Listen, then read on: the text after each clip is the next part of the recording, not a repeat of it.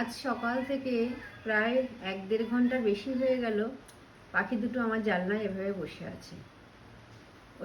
ওই সাইডের পাখিটা পুরো ভিজে গেছে, ও মনে হচ্ছে বাচ্চা পাখি, একদমই ভিজে গেছে।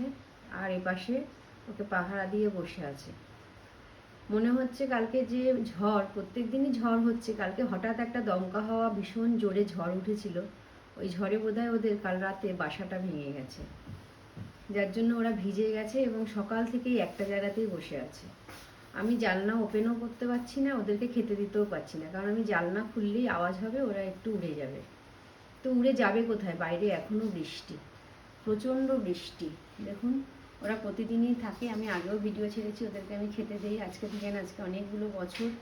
খাবার জন্য বার্ড ফিডারও রয়েছে, কিন্তু বার্ড ফিডারে আমি দেই না, কারণ বার্ড ফিডারের খাবারগুলো না সব ঘুঘু এসে খেয়ে যায় আর এদেরকে এসে তাড়িয়ে দেয়, সেই জন্য আমি এদেরকে আবাসের নিচেই দিই খাবার।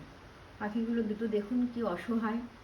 আসলে দেখুন, বাসা না থাকলে, ঘর না থাকলে যে কি পরিস্থিতি, সেটা এখন বোঝা যাচ্ছে। আর আমিও অসহায়ের মতন দেখছি, ওদেরকে একটু খেতে দিতেও পাচ্ছি না। খেতে দেওয়ার জন্য আমি যদি জানলাটা এখন খুলি, ওরা ভয়ে উড়ে যাবে।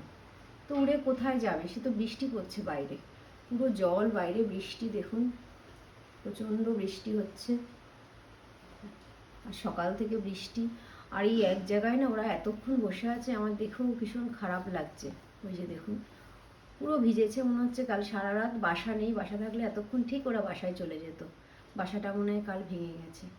বাসা না থাকার, ঘর না থাকার, বাসস্থান না থাকার যে কি অসহায়তা, তাদেরকে দেখে আমি সকাল থেকে শুধু অনুভব করছি।